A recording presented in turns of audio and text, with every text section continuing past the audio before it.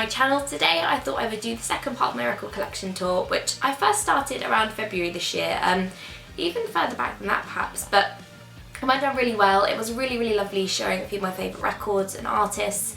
A few of you said you discovered new bands, which was amazing, so I thought I would put together the second part with 5 more of my favourite records out of my collection. I will also pop a Spotify playlist down below with some of my favourite tracks from the records, just to kind of introduce you to them properly if you haven't heard of them. You probably have, may not have, but either way, let's get going.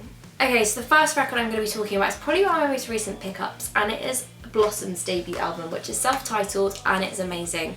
I was really late to this album, and Blossom's in particular.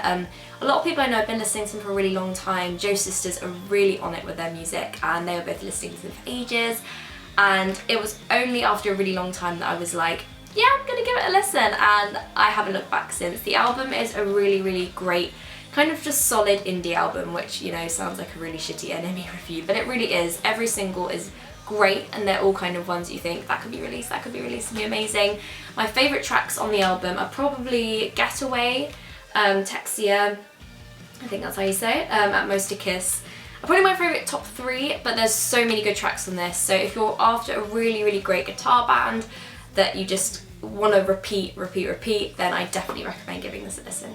The next album I'm going to be talking about is Currents by Tame Impala. It was really hard to pick this over Lonerism and In a Speaker because they are all such incredible albums, and they're all quite different in a sense. 3 of my favourites are Yes I'm Changing, Let It Happen, and The Less I Know the Better. I always struggle to think of my favourite tracks on an album on the spot, but they're probably my 3 favourites. This is a lot more kind of 70s funkish than some of their other stuff. It's a bit less guitar-y, a bit more psychedelic, but Kevin Parker is absolutely incredible. He's a total genius. The lyrics on this album are incredible. It's kind of a bit of a breakup album, but I just absolutely love it, and I definitely recommend giving it a listen if you're after something a little bit different. So the next record is a record by a band that I've really loved over the last 2 years. They're quite a new band. This is their debut album, and they're a band called Beach Baby, and this is their album No Mind No Money.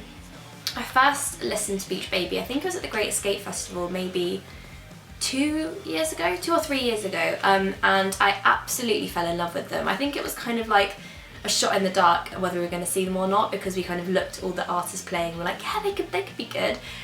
We're really big fans of bands like Surfer Blood and Beach Fossils, and we were like, maybe the name is in the clue, the clue is in the name. And we went and gave them a listen, and I've been obsessed with them ever since. How would I describe their music? It's probably quite hazy, it's quite summery, and it's kind of that kind of beachy indie pop kind of thing, quite guitar-y.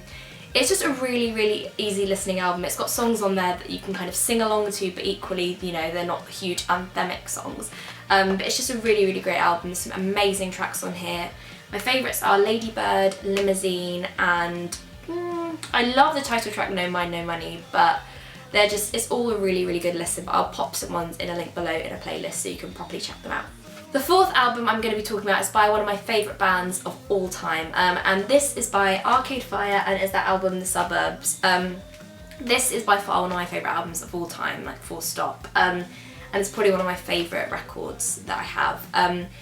This is one of the albums that I didn't actually have on record until really recently. It's one that I've listened to on Spotify endlessly, but it's such a sentimental album to me. It's one of the records that I think I've seen live the most, which I feel very lucky to have seen. I saw it in Hyde Park, and I saw it in Benicassim in Spain, and listening to this album feels like watching a feature-length film, because it's like such a story through like youthhood, through like growing up and living in the suburbs and just adulthood and looking back, and it's such a powerful album. And the way Arcade Fire write music, and they have all these little interludes, is so magical that you kind of get completely immersed in it. But equally, it's the kind of album that you can just put headphones on and listen to a few great tracks. I love the song The Suburbs, I like Sprawl 2, Month of May, Rococo. There's so many great tracks on here that you can just listen to as singles, but equally I think if you listen to the whole thing as like a whole story, that's really amazing. So yeah, this definitely needed a mention. If you haven't listened to them before, I highly recommend it, because you will not look back. The final record I'm going to be talking about is probably one of my more, I don't know, kind of everyday listens that I just kind of put on if I'm in my room on Spotify or on my record player, and just if I want to just get stuff done and have a really good boogie along to, which makes me sound like a total nana, but it is 1989 by Taylor Swift, which feels very uncool next to, you know, Arcade Fire and Beach Baby and these like hip indie bands, but I love Taylor Swift. Everyone loves Taylor Swift, I think. Maybe not. But I absolutely love this album. This is one of the albums that I saw live and I was completely infatuated with. I wasn't really a huge Taylor Swift fan before this album, but so much so that I bought the CD of this. I've just got it all over the shop. I think it's because it's not actually on Spotify that I felt so inclined to buy it everywhere else.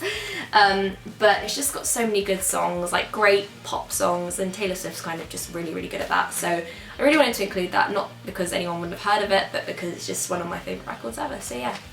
Hey Tay Tay! So that is that. I really hope you enjoyed this extra segment of my musical interests and record collection. I really hope you enjoyed it and it wasn't too like, I don't know.